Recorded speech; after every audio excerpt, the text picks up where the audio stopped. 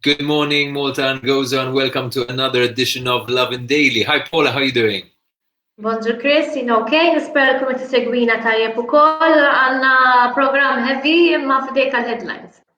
Ekku. It's our midweek edition, Lovin Daily, brought to you by Browns and You, and these are the headlines. So, first of all, a breaking story this morning that a doctor, 52-year-old doctor, has become Malta's youngest COVID victim and the sixth person to die, the sixth Maltese person to die of COVID-19. Another very tragic story from yesterday evening. A 15-year-old girl died in Slim after falling off a balcony. A big discussion in the EU and also locally. We'll have some developments on it today. The European Commission is proposing a way for Europe to start opening its borders in terms of tourism and travel. A follow-up from another tragic story a few days ago. The family of a Zabbar man who died after receiving a sedation and stun gun in a standoff with the police. The family have spoken out to question the methods used and demand answers. And we also heard yesterday about a story about a drug addict from Birkirkara, a former drug addict from Birkirkara, who was jailed for 2 years and given a €5,000 fine among other things, for killing his chihuahua in a fit of rage. So we will be discussing all of these stories. Let's start with the first, Malta's sixth victim of COVID-19, Paula. Kodalu ħarġet l-aħbar illi tabib speċjalista tal-kardjoloġija ta' 53 sena Aron Asa kien is-sitt vittma tal-COVID. Jidher li dan it-tabib li huwa wkoll lecturer l-Università ta' Malta kellu kundizzjonijiet mediċi oħra, però bil-COVID ukoll ikkawżaw waslu għall-mewt tiegħu. Dalodu Facebook kien hemm post tat-tifla tiegħu fejn ovvjament dispjaċuta bit-telfa ta' missiera, kondoljanzi hawnhekk il-familja tagħhom. Wieħed juħodha ta' xokk illi jisma' mhux biss anzjani tal fuq mit-80 sena jistgħu jispiċċaw vittmi tal-COVID, imma anke jsaru għalhekk l-appell tal-awtoritajiet tas-saħħa li jisma' inti m'intix invinċibbli jekk taqdek il-COVID jaf ikollok sitwazzjoni jkollok riżultati katastrofiċi bħal dawn hija reali. Minkejja dan skont l-update li kellna l-bieraħ f'Malta f'pajjiżna għandna 3 każijiet ta' COVID ġodda biex bekk kollox għandna 506 każijiet, kollox li minnhom huma 67 minnhom huma attivi. Ma kenniex nies li fiequ l-bieraħ, però persuna li kienet mill-flight ħarġet u tirkupra id-dar. Yeah, I'll just give that update in English as well. So we had 3 new cases announced yesterday, taking the total number of active cases to 67 because we had no recoveries registered yesterday, even though a 72-year-old who was in the ITU has now been discharged from hospital and is recovering at home. And in total, we have 506 cases of COVID. We've had 506 cases of COVID since the start of this pandemic. Moving on to the second story of today, again, as we said, a huge tragedy yesterday. A 15-year-old girl fell to her death at Fort Cambridge. Our information is that she was at a friend's house and on the 4th floor of Fort Cambridge with some friends in the balcony. Something went wrong and she fell. She died on impact, and the girl has not yet been named, but I'm sure today there will be some more details from what happened emerging, and obviously an inquiry as well. I guess there's not much more to say about that except kondoljanzi ġbajna nagħtu l-kondoljanzi tal-ġimgħa Chris. It's really tragic. Moving on to the third story. Naħseb ikbar kontroversja li ħatkun għaddejja f'pajjiżna llum u naħseb għall-ġranet li ġejjin hija dwar il-vjaġġar fl-EU għall-inqas. Meta llum il-Kummissjoni Ewropea mistennija tiżvela l-pjanijiet tagħha ta' kif jistgħu jinfetħu l-fruntieri tal-pajjiżi Ewropej biex bekk ikun hemm xi tip ta' moviment u turiżmu intern fl-Ewropa.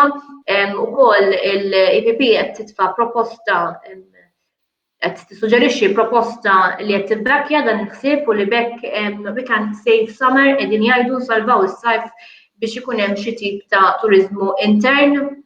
L-MP Roberta Mezzola edha tappoġġja din il-proposta bl-argument illi da jissalvagwardja xi tip ta' bullying li pajjiżni jafu jiftħu il-turizmu intern però bejniethom però Malta tiġi eskluża. Min-naħa l-oħra l-MP Alexa Saliba qal illi m'għandniex inħallu pajjiżi kbar bħal Ġermanja jibbuljaw il-pajjiżna li jiftħu l-frontieri jekk ma nkunux għadna lesti. Għaliex da jaf ikun daħqa f'wiċċ dak kollu li pajjiżna kellu jissagrifika biex wasalna għal 67 każ biss attiv. Din naħseb li hija kwistjoni li ħadd tifred daqsxejn in-nies, forsi dak li tiseguna jgħidulna x'jaħsbu. Taħseb illi għandna nsalvaw is-sajf u niftħu l-frontieri jew għandna nibqgħu magħluqin sakemm pajjiżna jkun 100% kontra tas-sitwazzjoni. X'taħseb int, Chris? It's a really difficult one. I keep trying to discuss it even with people, try and get a sense of where I stand. But I really see both points, that you've got, on the one hand, our industry, our economy so dependent on tourism. And when other countries are starting to open up, it becomes very strange for Malta to not open up, and there'll be a lot of pressure economically and politically for us to open up. So I see that point. I also see the point that there are countries which are loosening measures and seeing, going back to having to go back to restrictive measures because they see such a spike in cases. I guess the big question is, should we be aiming to have, 0 cases in Malta for a while and only open up when there's a vaccine? I think that's hugely impractical economically. At the same time, it's not fair, I think, to downplay the health concerns. I think very often we hear, even earlier, we hear about a 53-year-old who died, but he had underlying medical conditions. We heard about the other 5 people who died, but they were elderly. But the reality is, when you think about it, the number of people who are vulnerable in the country, if you consider, not just the elderly, but people with diabetes, people with asthma, people with other health conditions, it leaves very, very few, and it kind of creates this sense of survival of the fittest. So it's a difficult situation. I'm sure the politicians at EU level and locally will be weighing a lot of the considerations. And like I said, it's a balancing act between the health concerns and how many people you're going to try and save from this virus versus the economic concern and how many jobs and other things you're going to save, So I don't know where you stand on this, if you have a strong opinion on it, Paula. Jiena ma naqbilx li din id-deċiżjoni għandha tittieħed u tiġi imposta fuq il-pajjiżi Ewropej għaliex aħna nafu fatt magħruf il-vuċi tagħna hija issa dubbiena għaddejja f'kamra m'għandniex vuċi qawwija bħal pereżempju l-eżempju li ġab Alexa Saliba tal-Ġermanja. Din hija kwestjoni li għandha tiġi deċiża internament. Issa jiena nibża il għaliex jekk ikun hemm ħafna nies li jibdew jitħajru isma' issa kollox under control, ma nix għalfejn inkwetaw, kull ma hu inqas minn 100 każ and whatever, jibda jsir xi tip ta' pressjoni fuq il-politiku. Issa il-politiku huwa bniedem, il-politiku jrid mill-votant u alla ħares il-politiku jibda jħoss xi pressure li għandu jagħmel xi movimenti għax in-nies li bir-rispett kollu għandhom visibilità żgħira ħafna tas-sitwazzjoni medika jibdew jinvotaw biex jieħu xi deċiżjoni. Nispera li ma jkunx il-każ għax inkella vera nkunu tas sagrifiċċji kollha li għamilna. Ġifieri min ilu ma jara l-ġenituri, tfal ma jmorru l-iskola. Nerġgħu niġru back to square one f'Settembru li ġej għall-argument just biex we save summer. Għalija no go. Ġifieri nispera li ju ma tagħmel l-ebda pressjoni fuq il-pajjiżi biex jieħdu xi deċiżjoni prematura għaliex hemmhekk li ju vera ħanajlek fil-COVID ma tkunux tal ma tatna xejn, ma tal-li fixklitna. Well, I don't think the point is to impose. I think the point is to create a bit of a plan for it. It would be interesting to see what this plan is today. So tomorrow maybe we can discuss it in more detail. But I think when it comes to pressure, she mentioned pressure, which is different from imposing. Pressure is there, and it exists on all fronts. So there's the pressure from the health side, but there's the pressure from the economic side. And as we've seen in the beginning of this pandemic in Malta, it was public pressure that led to certain decisions as well, in the sense, or rather, public pressure preempted certain decisions. So like the schools started to close before the schools had to close. People stopped going to work before they were told to do remote working. So I think similarly, there's going to be this appetite to loosen the measures that the politicians will have to at some point follow through on. But we'll see over the next few days and weeks whether any changes happen. Our fourth story is about the family of Ronnie Giller, a 48-year-old man who, as we said a few days ago, died after a bit of a standoff with the police. So we heard that this man was quite mentally unstable. The doctors the police had been called to the home. They left and they came back a few hours later. There was a lot of commotion. There was a doctor who sedated the man. The police used a stun gun. Shortly afterwards, he died of a heart seizure. Now, what happened yesterday is that his family have spoken out on Facebook. They've contradicted some of the news reports, particularly the One News reports that they shared. And they're saying that, it's not true that this man was armed.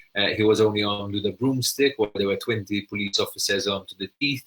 They're saying that the doctor should have, not given any medication without finding out what other medication he was on and whether he was allergic to any of the conditions. Also, they added some detail about the mental state of this man. So apparently, this man was triggered that day by a queue that was forming outside his house in a shop nearby that reopened. He was very COVID obsessed, very worried about the situation, and he was easily triggered, in fact, because he had some sort of experience with a car bomb. They didn't go into the details of that, but there was something, some other trauma from the past that had started to make him mentally unstable. So I guess what the family is asking for is more information about what happened, a toxicological report to find out, what exactly killed him, and an investigation to see whether, something, this death have been avoided. I don't know what you make of that, Paula. Horrific story. Jien naħseb di l-istorja traġika turi illi għandna daqsxejn ta' loophole fejn jidħol training tal-pulizija, fejn jidħol mental health. Ġifieri il-fatt li għandek bniedem illi da għandu problemi severi ta' mental health. Jekk hux il-familja kellhom iċemplu xi helpline ta' mental health, jekk hux il-pulizija kellhom jindunaw mal-ewwel illi dan hu każ ta' mental health. Ġifieri għandna tendenza illi il-kondizzjonijiet tal-mental health ninjorawhom ishom mhumiex gravi daqs meta wieħed jinnaf ikun jkollu overdose ta' droga, it's just as severe. Ġifieri nżommu f'moħħna dal-punt. In fact, the point I forgot to mention is that the family is saying that they had spent about 3 days calling the police to help them out with this man. And they called about 20 times and they weren't getting any response. So I think there's also a question about, like you're saying, even training of police officers to deal with mental health situations and to deal with these sort of calls. Maybe they're not the right people to send even to a situation like this. Jien naħseb li nistgħu nitalmu minn dal-każ u li jekk tafu xi ħadd illi qed tgħidulu inti fis-sajt fil-COVID jew qed tiġġennen għax dal-COVID ġennek, hija ma nieħduhiex daqshekk light li isma' jekk dal-bniedem vera forsi għandu bżonn għajnuna mhux ġist tgħidlu għax iġġennit. Noqogħdu attenti biex mhux we brush off this behavior u vera dan nies jingħataw l-għajnuna u għandna xi nibatu huma qed ibatu ta' madwarhom u jaf ikun hemm konsegwenzi severi. Jiena li ma qbilx mal-familja f'da kollu alla volja mhux għajn żgur illi mhux ħajqogħdu jikkoppaw bil-proċeduri, eċetera, u nifhimhom, illi qalu daqs li kieku tabib tal-ambulanza jew tal-emerġenza healthcare center ma nafx ta' fejn kien, missu sa għandu xi allerġiji qabel ta' l-injection biex jikkalma ta' sitwazzjonijiet. Ma nimmaġinax li l-proċeduri toqgħod issaqsihom fuq il-medical history qabel dak li jkun tlaqmu. So anke għaliex ma jmurx nagħtu l-impressjoni li din proċedura u tarġa' tiġri u jinqala rebus, però mental health huwa importanti daqs il-kura fiżika, nżommu ħafna hemm helpline 24/7 u nċemplu ma nidejqux nċemplu għall-għajnuna.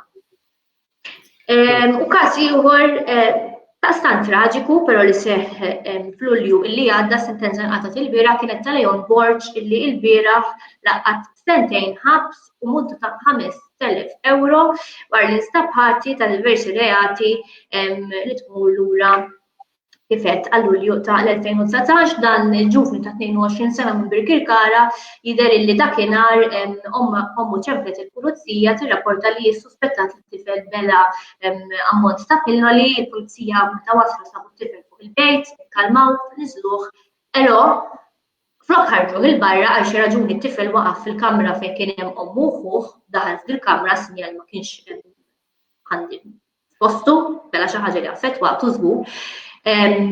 Kisser il-mobile ta' ħuh kellu ċiwawa qed jinbaħ qabad miskin da ċiwawa sabtu tnejn mal-komodina sakemm ċiwawa miet u hemmhekk arrestaw il-pulizija. Ġew mifsuf il-fatt qal li jrid jagħti messaġġ qawwi u naħseb li l-messaġġ kien qawwi biżżejjed. Nispera biss li dan il-ġuvni jirċievi riforma għandu bżonn fil-ħabs għaliex mhux storja x'tasal sabbat kelb sakemm imut. Also, his own dog called Otis. Obviously, this story has upset a lot of animal lovers and people. You know, this is a very horrific story. It also goes to show the circumstances of drug withdrawal and the dangers of drug abuse in general. You know, one element that I found particularly curious, though, and I think we should really follow up on is this line at the end of this story, which says that he faced the possibility of another year in prison due to a suspended sentence he had already had, but this sentence was misplaced, and therefore the charges could not be brought forward. Can't really understand what happened there. Yeah. I hope we're not losing court sentences somehow. You know, I know there was an issue about court sentences being deleted from online records to protect people from some sort of online, you know, searches and things like that. But you know, let's hope we're not losing charges over here. So that brings us to the end of our Lovin Daily. Wow, illum konna heavy, Chris. Heavy. In fact, you know, Lovin Daily is brought to you by Browns and You, and every day we're going to be ending the program with a tip of how to stay safe and healthy in this time. So today's tip is to practice meditation. Do you do any meditation, Paula? I should. I think I should. I think that the message here is to breathe, find opportunities to develop a good breathing habit, because that could help you sleep better, digest food more efficiently, and improve your body's immune response. All this needs to be done. All you need to do this properly is, you know, 10 minutes of meditation every day. You don't need to be a pro. Everyone can do it. There's lots of apps and information online to help you. So you know, that's the message from Browns and You for today, and every day we'll be ending the program with another message like that. So that brings us to the end of Lovin Daily. I've been Chris Perugine, and this has been Paula Kauki, and we will be with you again tomorrow. Till then, have a day. Have a day full of loving. Full of love.